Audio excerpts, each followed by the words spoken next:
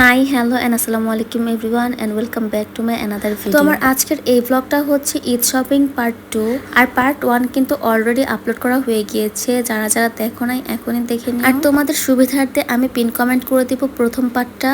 আর যারা ইউটিউবে দেখতেছো তাদের জন্য আমি লাস্টের যে এন্ড স্ক্রিন হয় না সেখানে দিয়ে দিব, সেখান থেকে দেখো। তো চলো এখন ব্লগটা শুরু করি। তো রেডি হয়ে বাসা থেকে বের হয়ে একটা রিক্সা নিলাম আর রিক্সা নিয়ে এখন চলে যাচ্ছি টোকিও স্কোয়ারে। আর এটা হচ্ছে কৃষি মার্কেটের অপোজিটে। তো কিছুদিন আগেও আমি এখানে এসেছিলাম আর এসে দেখেছিলাম যে এখানের কালেকশনগুলো অনেক সুন্দর বাচ্চাদের এবং বড়। আর তখনই চিন্তা করেছি যে মানহার জন্য আমি এখান থেকে ড্রেস নিব। তো এসে প্রথমে আমি কসমেটিক্সের দোকানে চলে গিয়েছিলাম কারণ আমার একটা ক্রিমের খুব দরকার ছিল আর যেটা এখানে পাবে একজন বলছিল। তো দুঃখজনক ব্যাপার হচ্ছে আমি সেই ক্রিমটা এখান থেকে পাইনি।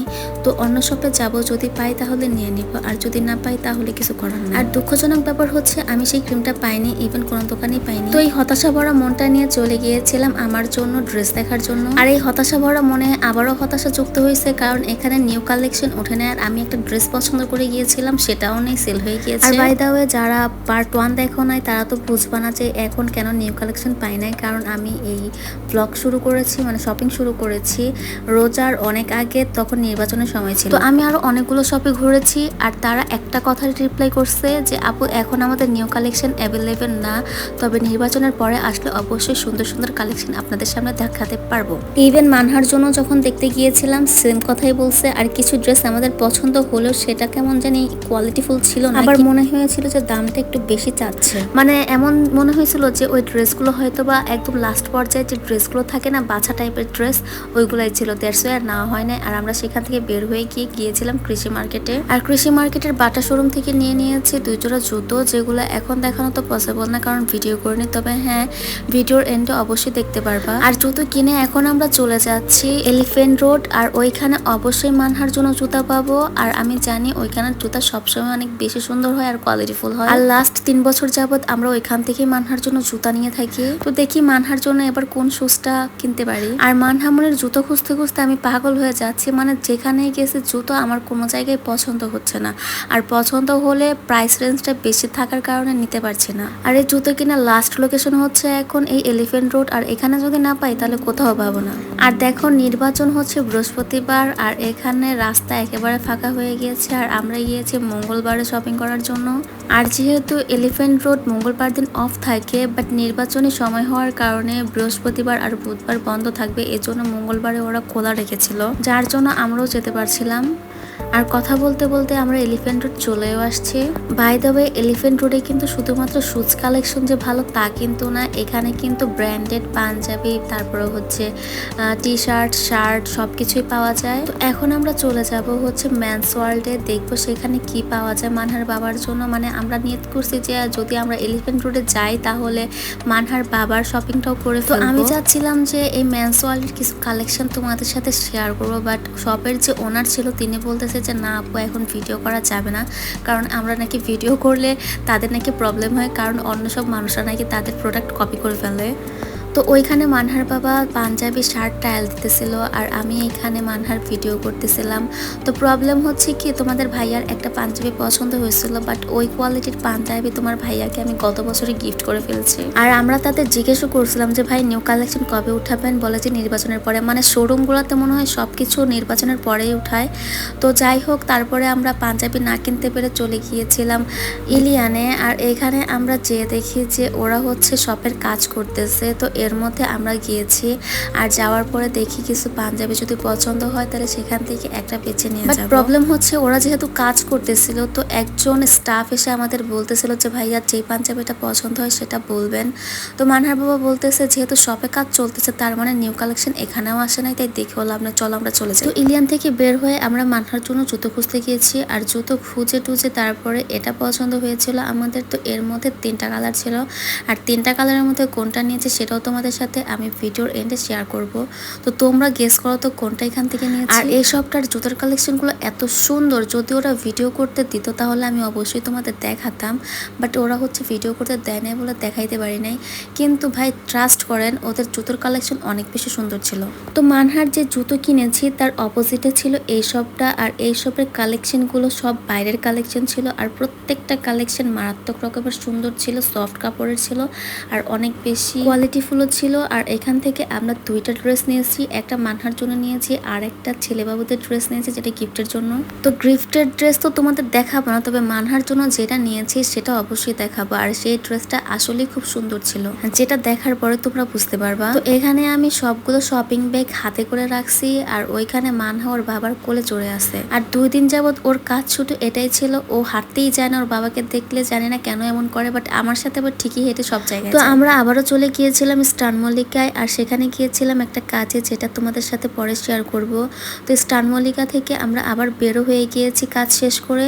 তো এরপরে দুপুরের টাইম হয়ে গিয়েছিল, আর দুপুরের টাইম হওয়ার কারণে আমরা চলে গিয়েছিলাম স্টার মল্লিকার অপোজিট একটা হোটেল আছে সেখানে।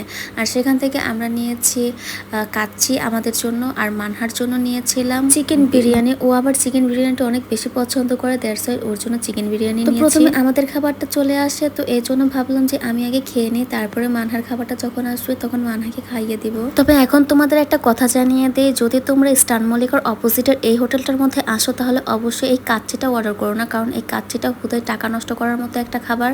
তবে হ্যাঁ, তোমরা চাইলে এই চিকেন বিরিয়ানিটা খেতে পারো। এই চিকেন বিরিয়ানিটা মাশাআল্লাহ অনেক বেশি মজা ছিল। তো যাই হোক, এখন মানহাকে খাওয়াচ্ছি, আর মানহা খাবার খেতেই চাচ্ছিল না, জোর করে খাওয়াইছি, চা খাওয়াইছি। আমি বুঝি না পোলাপান কোনো জায়গায় গেলে খাবার নিয়ে এত ঢং কেন করে, অথচ বাসায় কত সুন্দর করে খেয়ে ফেলে মাশাআল্লাহ, কিন্তু কোথাও গেলে এদের ঢং বেড়ে যায়। তো লাঞ্চ শেষ করার পরে না একটা দেখবা শরীর ভারী হয়ে যায়, হাঁটতে ইচ্ছা করে না বা কোনো কাজ করতে ইচ্ছা করে না, তখন ইচ্ছা করে যে 1 কাপ চা খাই, শরীরটাকে চাঙ্গা বানিয়ে দিই।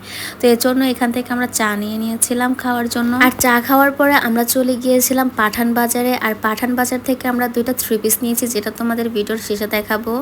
আর এই পাঠান বাজারে তোমরা অবশ্যই আসবা, কারণ পাঠান বাজারের যেই ড্রেসগুলো ছিল, মহিলাদের ড্রেস ছিল এগুলো অ্যাকচুয়ালি, তো ওদের ড্রেসগুলো অনেক বেশি সুন্দর ছিল। থেকে সোজা হাঁটলেই দেখবে এই পাঠান বাজারটা পড়বে, আর এই পাঠান বাজারের 500 টাকা থেকে শুরু হয় ওদের ড্রেসের প্রাইস। এরপরে মানহার জন্য আরো কয়েকটা ড্রেস কিনেছিলাম, বাট হঠাৎ করে দেখলাম যে মানহা অসুস্থ হয়ে গিয়েছে, দ্যাটস ওয়াই আর কোনো কিছু কিনতে পারি নাই।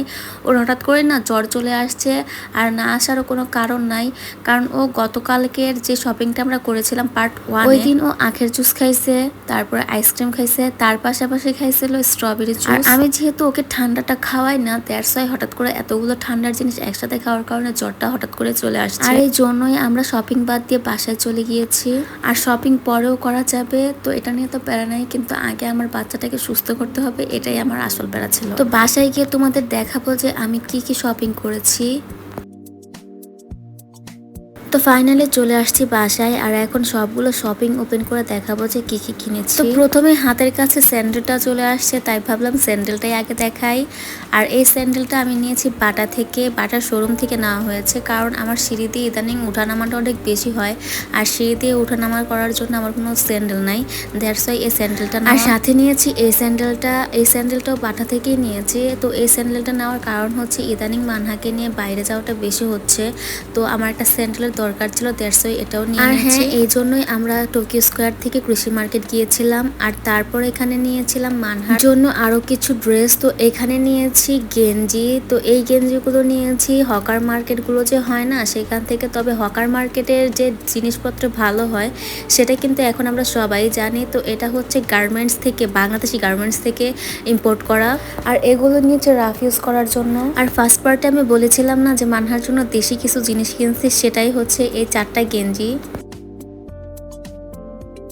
তো এরপরে নিয়েছি রাফ ইউজ করার জন্য একটা হেয়ার ব্যান্ড, আর এই রাবার ব্যান্ডটা একেবারেই ফালতু একটা রাবার ব্যান্ড ছিল। তো আমি বলেছিলাম না যে আমি একটু স্টার মল্লিকে গিয়েছিলাম একটা কাজে, তো কাজটা হচ্ছে মানহার এই ড্রেসটা ফার্স্ট পার্টের যে শপিং ব্লগটা ছিল সেখানে এই ড্রেসটা কিনেছে দেখিয়েছিলাম।